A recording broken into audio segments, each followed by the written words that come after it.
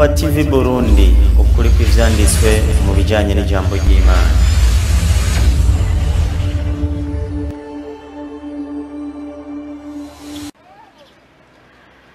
Oh, my people, assalamu alaikum wa rahmatullahi wa barakatuh. Wa alaikum assalam wa rahmatullahi wa barakatuh.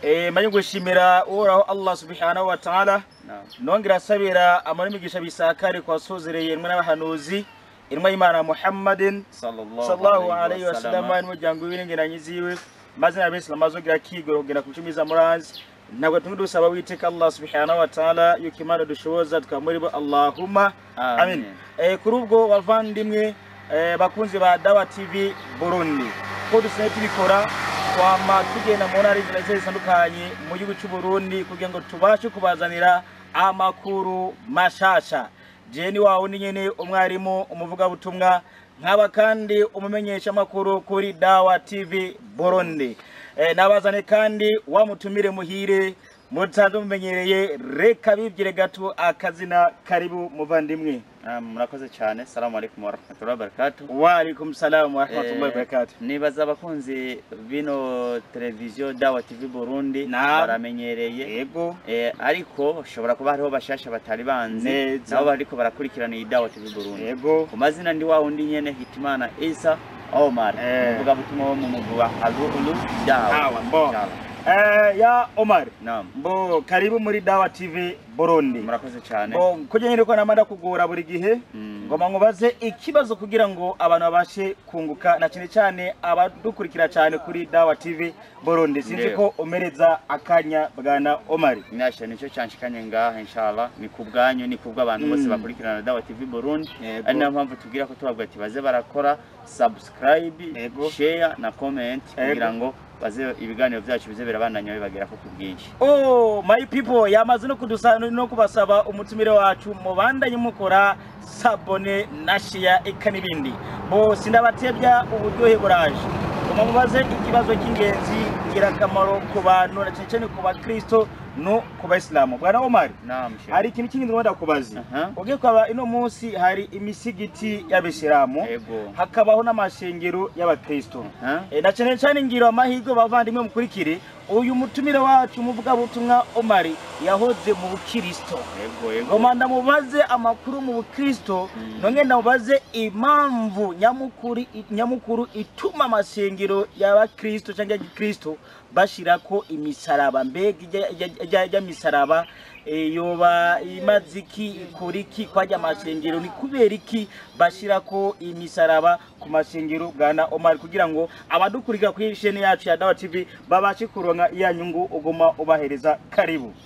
Murakoze cyane kumbaza ikibazo nk'ico. Impamvu no munsi ikimenyetso cy'umusaraba uza gusanga kiranga ahantu hari urusengero cyangwa kiranga ahantu hari abantu bitwa Abakristo. Yego.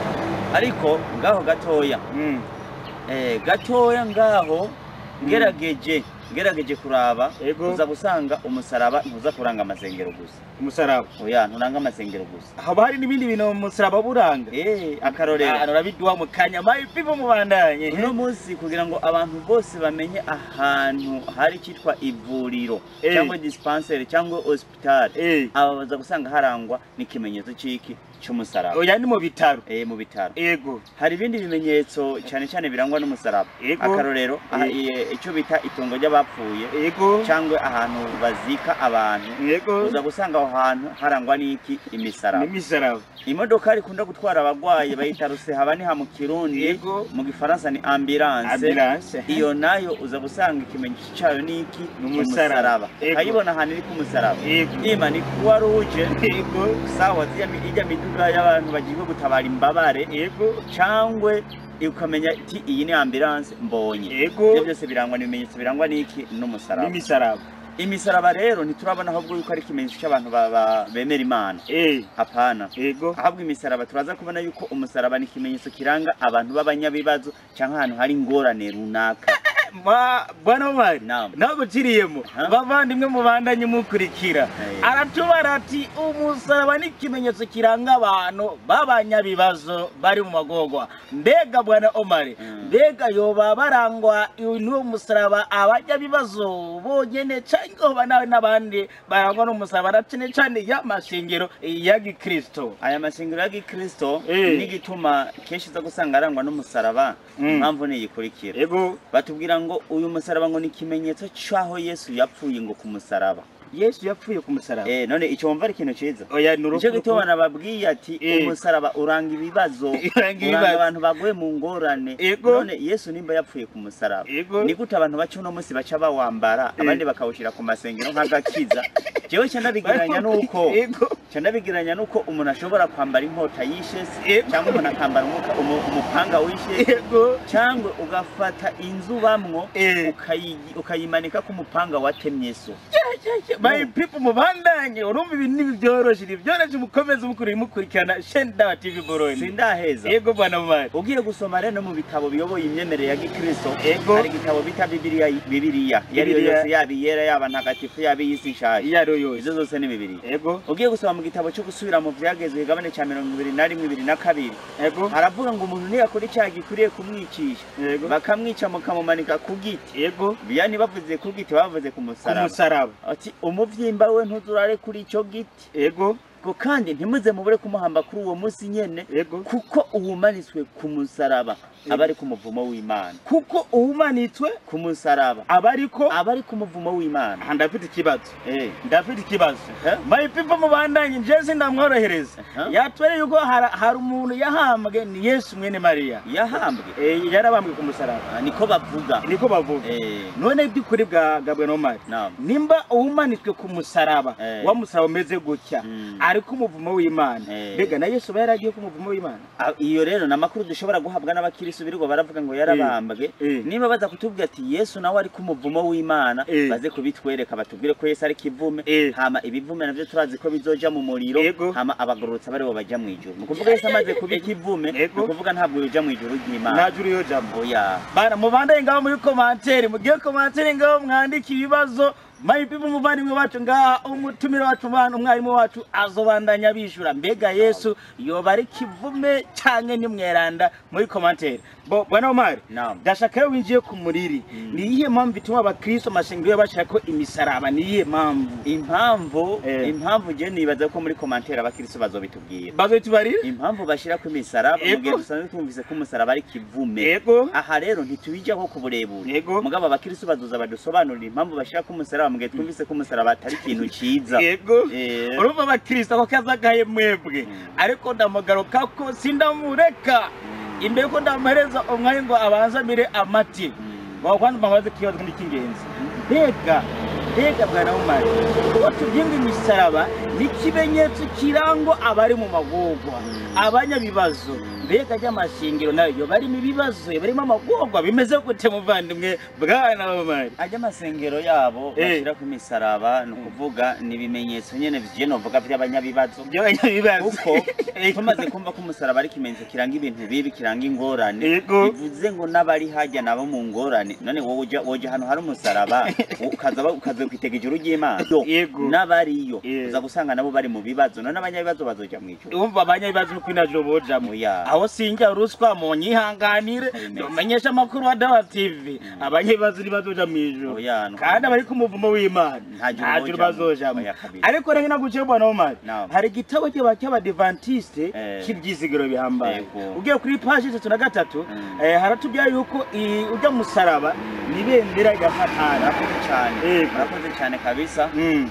Kandi namwe Imana ibahezagire kuko ndumva murakurikirana ibitabo neza, kuko hari inyandiko ivuga yuko ujya musaraba ari bendera rya Satani. Twebwe n'Imana twa mu gitabo cy'Iranda Qur'ani mu gabane kitiriwe inzu surati Araf aya y'16 baratubwira yuko shetani shetani amaze kwirukanwa mu bwami bw'ijuru bivanye no kugarariza yakoze ikintu cika umusaraba 7:16 Qur'an noti bisaba yabwiye Imana ati Imana kumvumye ndagusabye uwo muntu nanjye uzome kumuzunguruka kujya amaraso azunguruka mu mutima ati ndamuturuka imbere ndamuturuka inyuma ndamuturuka iburyo ndamuturuke n'ibumoso kumbe imbere inyuma iburyo ibubamvu umusaraba yabenda ya setani yabendera yande ya satani kumbe ni igikoresho setani akoresha mu kuyobya abantu abayobotse Imana ibyo birasobanutse my people mubandanye mukurikira kubwo nibyoroshe bivuze ko umusaraba ni igikoresho cya setani akoresha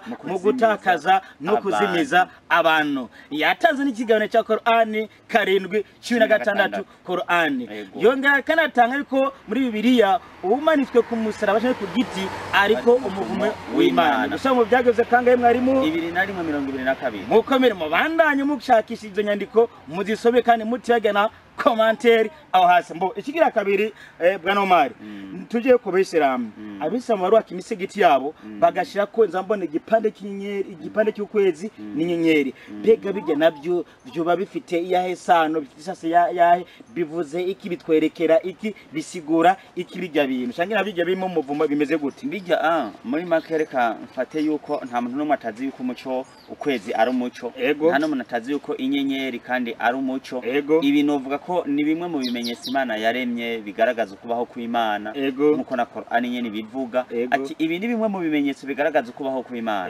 inyenyeri rero n'ukwezi abayisilamu ntitwemerewe kubisenga no muri ibada zacu ivyo ntibirimwo nayo mpamvu za gusanga hari imisigiti usanga biriko nibitariko ivyo nta ngorane ntacyo biba bitwaye ntacyo bitwaye ubu bishize ko nta ngorane n'utabishize ku uwo musigiti nta kibazo na kimwe bitwaye urumva araheje kudusigura umuvandimwe wacu ariko ndongera ko gatoye kubijanye n'ukwezi n'inyenyeri mwibuke Yesu avuka abungere cyangwa se abamajusi bagiye kwerekanwa cyangwa icagiye kuberekana Yesu yavukiye inyenyeri niyo yabarongoye ibyo navyo biri muri Matayo 2:9 inyenyeri irabarongora ibinishika aho umwana yavukiye ihagarara bivuze ngo turashobora naho tosigura tuvuga tuti aho Yesu yavukiye ni mu musigiti uko inyenyeri yahagaze ku musigiti iyo yahagaze naho nitwo batwihenze burebure ariko ntabwo hagira umuntu abizana ko commentaire ngo abayisilamu ngo bavuga ko Yesu yavukiye mu musigiti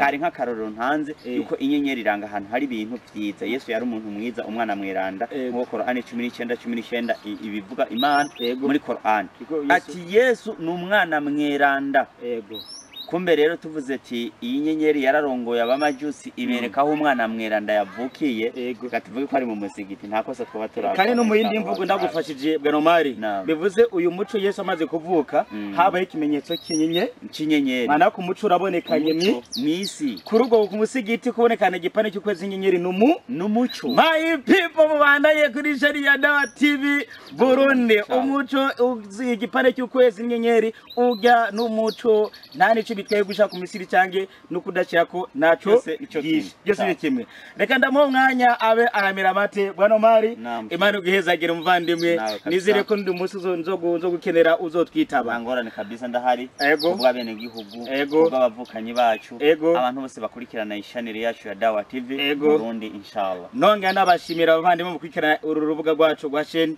Dawa TV Burundi nibagira umukameramani yisa Imana uguhezagire kuka kigoro ugumukora mu gukurikirana no gukamera ibiganiro mwe nibyo ciao assalamu alaikum wa alaikum salam TV Burundi ukuri kw'ivyanditswe mu bijanye n'ijambo ry'Imana